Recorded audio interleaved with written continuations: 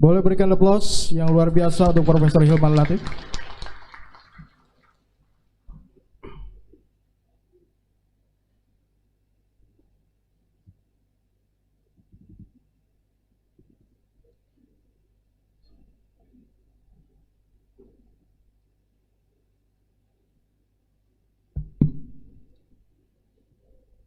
Bismillahirrahmanirrahim. Assalamualaikum warahmatullahi wabarakatuh. Alhamdulillahi rabbil alamin. Alhamdulillahilladzi khalaqas samawati wal ardh wa ja'ala adh-dhulumati wan nur thumma alladhina kafaru bi rabbihim ya'dilun. Asyhadu an la ilaha illallah wa asyhadu anna Muhammadan abduhu wa rasuluh, amma ba'd.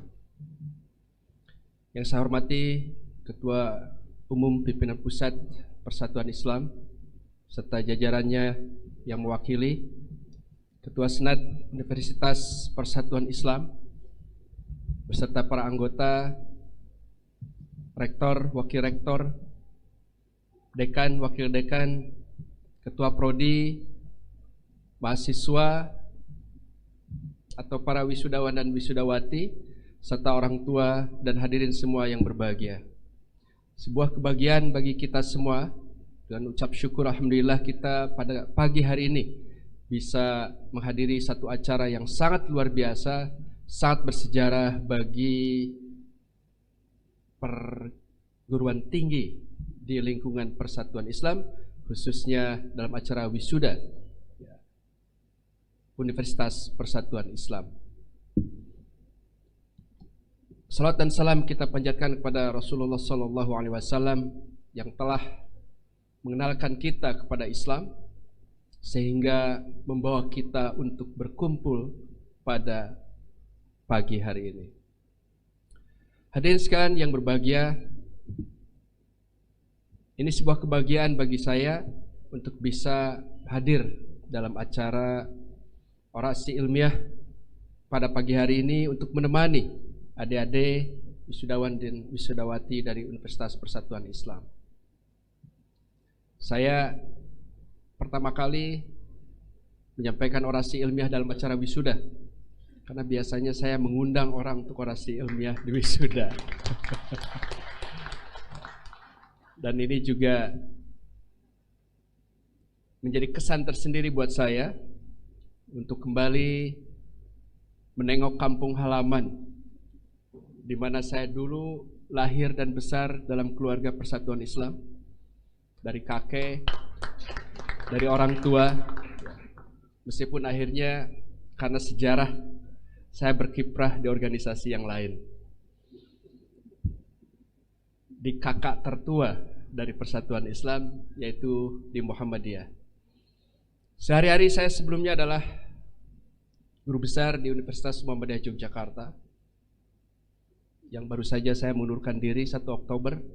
Begitu menjadi dirjen, saya mundurkan diri jadi wakil rektor, mundurkan diri jadi ketua Lajismu, dan mundurkan diri dari dosen. Kenapa?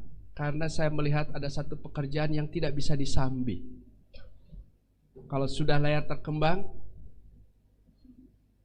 kita tidak bisa kembali lagi.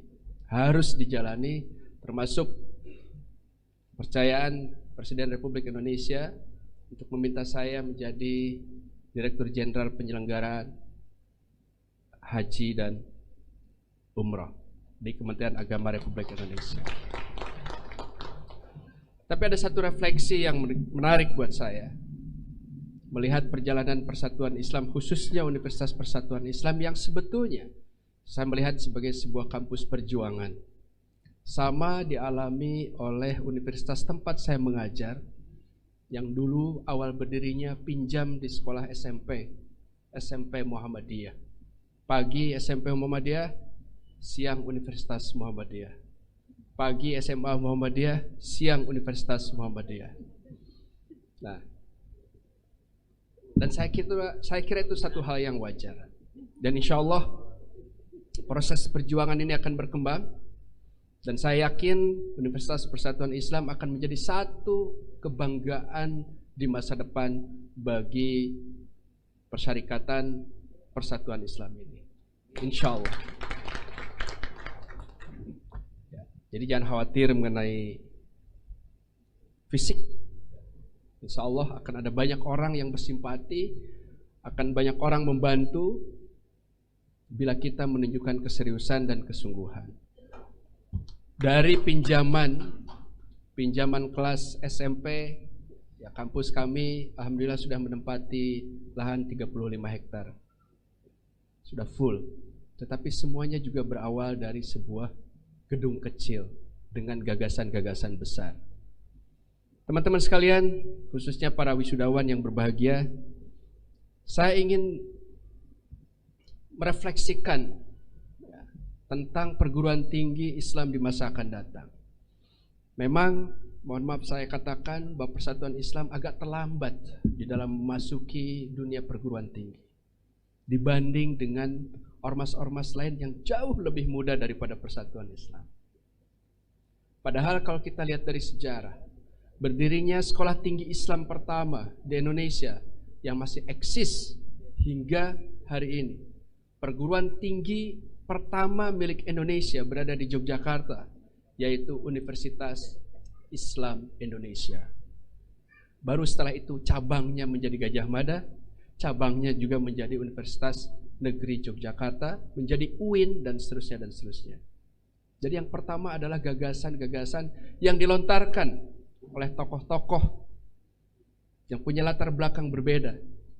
Muhammad Hatta, ketua pendirinya. Muhammad Natsir, sekretarisnya. Ada Prawoto, juga anggotanya. Ada Kahar Muzakir, Profesor Kahar Muzakir dari Muhammadiyah, rektor pertamanya. Jadi sebetulnya perguruan tinggi di Indonesia yang asli Indonesia, yang dimotori orang-orang Indonesia, itu didirikan oleh orang-orang dengan cita-cita besar yang tadi saya sebutkan. Muhammad Hatta, alumni Rotterdam University di Belanda, bidang ekonomi. Belum lagi inspirasinya yang pertama, gagasan sekolah tinggi Islam disampaikan oleh Dr. Sukiman yang kemudian menjadi ketua Masyumi. Dia dokter alumni Amsterdam. Ia orang pertama yang terbaca di dalam sejarah menyatakan perlunya perguruan tinggi Islam atau pendidikan tinggi Islam. Alumni-alumni Belanda ternyata berperan besar di sini. Dan bukan studi Islam. Gagasan perguruan tinggi Islam justru tidak muncul dari kalangan yang belajar tentang Islam. Tetapi kemudian kita lihat ada kombinasi di situ. Pak Sukiman, Muhammad Hatta berkontribusi dan berkolaborasi dengan Muhammad Natsir yang memang backgroundnya juga bukan studi Islam.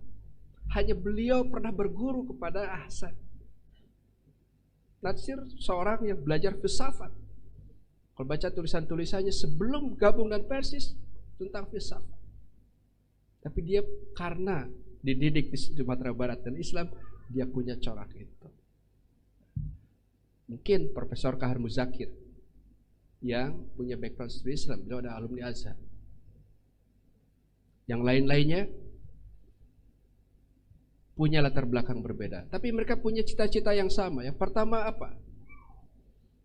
Ingin meningkatkan sumber daya manusia di kalangan umat Islam, agar umat Islam itu bisa bersaing, agar pegawai-pegawai dari kalangan Islam itu waktu itu bisa dibayar setara dengan orang-orang yang lain. Jadi ternyata gagasannya besar. Tidak hanya tentang bagaimana kita mempelajari agama, tapi juga bagaimana orang-orang yang mempelajari agama itu bisa duduk setara dengan orang-orang yang mempelajari ilmu yang lain, dan mereka juga mendapatkan kesejahteraan yang sama. Jangan orang yang belajar agama dibayar lebih murah dari yang lain, kira-kira begitu. Menjadi pegawai. Dan itu adalah disebutkan di dalam dokumen-dokumen pendirian perguruan tinggi Islam. Ya. Nah, hadirin sekalian yang berbahagia, sekali lagi saya membawa isu ini sebagai satu refleksi bahwa cita-cita berdirinya perguruan tinggi Islam termasuk Universitas Persatuan Islam, saya yakin sangat besar. Kita menghadapi tantangan yang luar biasa. Tadi Pak Gubernur pidatonya yang dibacakan sudah menyampaikan bonus demografi di Indonesia sudah sangat luar biasa. Ada 65 juta anak muda saat ini, sampai 90 juta yang punya kesempatan untuk mengisi bangsa ini. Karena tahun 2021 adalah puncak dari apa yang disebut dengan bonus demografi itu. 2022, 23, 24, 25 sudah menurun. Apa yang akan kita tawarkan dengan adanya anak-anak muda? Tahun 2021 itu puncak pemuda di Indonesia. Besoknya akan berkurang jumlah pemuda itu. Karena orang tua dulu tahun 70, 80-an, 70-an punya anak cukup banyak, tapi generasi baru anaknya lebih sedikit. Dulu anaknya 6, 7, 8, 9, 5. Kalau sekarang paling 1, 2, 3, 1, 2, 3 ya, umumnya. Saya nggak tahu kalau di Persatuan Islam 7 juga ya. Tapi ini harus kita manfaatkan betul. Nah teman-teman sekalian, saya senang sekali dengan apa tadi yang dilakukan oleh tim dalam menyiapkan kerjasama. Ya, ada banyak prodi yang sudah didirikan dan melakukan kerjasama dengan berbagai bidang. Dan saya kira ini satu lompatan yang luar biasa. Sebelumnya Pak, boro-boro pimpinan umat ini berbicara tentang ternak Pak.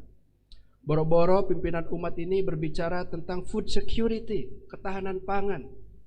Berbicara tentang lingkungan, berbicara tentang kemiskinan, kelaparan, pendidikan berkualitas, tentang air yang bersih, tentang teknologi. Kalau berkaca kepada apa cita-cita para pendiri bangsa yang ternyata juga pendiri perguruan tinggi Islam, cita-cita mereka besar. Konsep keislaman yang lebih luas. Tadi kita berbicara tentang peternakan. Ini satu hal yang luar biasa. Dan ini akan menjadi sejarah tersendiri bagi kita. Dan ini, Bapak Ibu sekalian, adik-adik, para wisudawan, mensyaratkan apa yang disebut dengan ijtihad baru. Saya justru memiliki perhatian sejauh mana sebetulnya peran perguruan tinggi dalam mengakselerasi gerakan ijtihad dan tajdid, termasuk yang ada di dalam Persatuan Islam. Dulu banget kita dikenal sebagai gerakan tajdid, gerakan ijtihad, menawarkan gagasan-gagasan baru, melakukan reformasi, menawarkan ide-ide kreatif. Pertanyaannya untuk kita semua adalah, kira-kira gagasan baru apa dalam 50 tahun terakhir pernah dilahirkan oleh Persatuan Islam? Gagasan apa yang baru yang pernah dilahirkan oleh gerakan-gerakan pembaruan, termasuk misalnya organisasi-organisasi Islam yang lain? Apakah kita masih akan mendefinisikan gerakan kita, Jamaiyah, sebagai gerakan pembaruan? Ataukah sudah tidak ada yang diperbarui karena sudah dianggap selesai semuanya? Ini pertanyaan-pertanyaan besar yang hanya bisa dijawab bukan oleh bapak-bapak yang ada di sini, tetapi oleh para wisudawan yang akan mengisi Indonesia emas tahun 2045 ketika Anda betul-betul menjadi orang yang mengelola bangsa ini. Wisudawan siap? Siap mengisi tahun 2045? Iya, 2045 kita sudah kemana gitu ya? 2045 itu Indonesia emas. 100 tahun Indonesia merdeka. Puncak dari imajinasi peradaban kita tentang Indonesia, tentang Islam, tentang umat. Siapa yang akan mengisi itu? Dan ini adalah peran yang luar biasa dari Persatuan Islam dengan menyiapkan generasi baru yang akan mengisi itu. Andalah yang akan nanti menjadi mujtahid-mujtahid baru. Anda orang-orang yang akan menawarkan gagasan-gagasan baru tentang keislaman, menawarkan dan melahirkan fikih-fikih baru di dalam tubuh Persatuan Islam. Karena tentu saja meskipun Anda sudah keluar dari sini akan tetap menjadi bagian dari gerakan Persatuan Islam. Setidaknya Anda sudah menjadi kader. Hadirin sekalian yang berbahagia, kenapa saya punya harapan yang besar sekali dengan perguruan tinggi? Islam ini agama yang mudah, kata orang, tetapi sebetulnya melaksanakannya tidak gampang. Menjalankan Islam dengan baik dan benar itu tidak gampang. Ada 5 rukun Islam. Ada syahadat, ada salat, ada zakat, ada puasa, ada haji. Yang itu juga melaksanakannya butuh SDM-SDM yang unggul. Dalam dunia perzakatan misalnya, tidak mudah meyakinkan jam'iyah anggota dalam tubuh Persatuan Islam untuk mau menyumbangkan berzakat melalui PZU misalnya. Itu tidak mudah. Padahal kita tahu bahwa gerakan kolektif itu dibutuhkan. Perubahan kolektif itu diperlukan. Bukan individu-individu. Tidak ada perubahan besar dari individu-individu. Semua perubahan itu dari gagasan besar seorang individu, tetapi perubahannya melalui gerakan kolektif. Mengelola zakat, kita butuh akuntan yang baik. Memiliki anak-anak muda yang kreatif, yang bisa membuat program-program baik, yang bisa mengundang ketertarikan orang untuk berdonasi, membantu perusahaan-perusahaan ingin terlibat. Itu tidak mudah. Menghitung zakat, meyakinkan orang untuk berzakat tepat pada waktunya, beristihad dengan gagasan-gagasan baru tentang zakat, meskipun di Persatuan Islam agak sulit karena pandangan fikihnya yang agak berbeda. Kalau Persatuan Islam, zakat itu kayak sholat lah, nggak boleh inovasi. Ya, contoh kecilnya dulu fikih tentang mendistribusikan zakat fitrah harus setelah salat subuh. Setelah salat subuh sebelum Id. Ya kalau 10-15 juta kayak 30 tahun lalu iya Pak. Kalau dapatnya 5 miliar 10 miliar mau dibagikan subuh, baginya gimana? Nah itu fakta. Di Muhammadiyah pun saya sampaikan begitu. Iya Pak, subuh sampai sholat Id kita dapat 4 miliar jam 2 malam, mau baginya gimana? 10 miliar. Karena itu di Muhammadiyah sudah ada gagasan baru, zakat fitrah bisa sepanjang tahun. Tuh. Ijtihad. Wah itu berbeda ya, namanya ijtihad itu kan yang baru. Kalau nggak baru ya bukan ijtihad. Nah memang yang baru itu belum tentu disetujui semua. Tetapi setidaknya bisa diberikan solusi. Nah maksud saya adalah banyak hal, zakat profesinya bagaimana, wakafnya akan seperti apa, butuh inovasi-inovasi. Karena kalau kita masuk ke industri keuangan di luar sana sudah luar biasa, fintechnya sudah sangat maju sekali. Nah adik-adik paham betul. Haji butuh manajemen yang baik, butuh SDM yang unggul, butuh orang-orang yang mampu bernegosiasi dan berkomunikasi dengan pemerintah Saudi dengan baik. Butuh orang-orang yang bisa mendorong dan menjalankan ekspor impor untuk jamaah haji dengan baik yang sampai saat ini belum optimal. Gimana bisa duit triliunan ya tanpa ada bisnis keterlibatan dari UMKM misalnya, dari pengusaha-pengusaha lokal seperti apa? Butuh entrepreneur seperti yang Anda impikan nanti ke depan. Butuh negosiator. butuh manajer, butuh orang yang paham tentang dunia perhotelan, dunia gizi, dan seterusnya. Oleh karena itu, tadi juga saya senang karena di Persatuan Islam Universitas sudah ada jurusan pariwisata.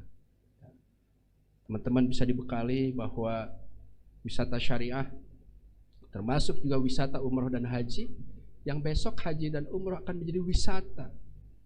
Bapak Ibu boleh baca tentang visi Saudi 2030, Pak.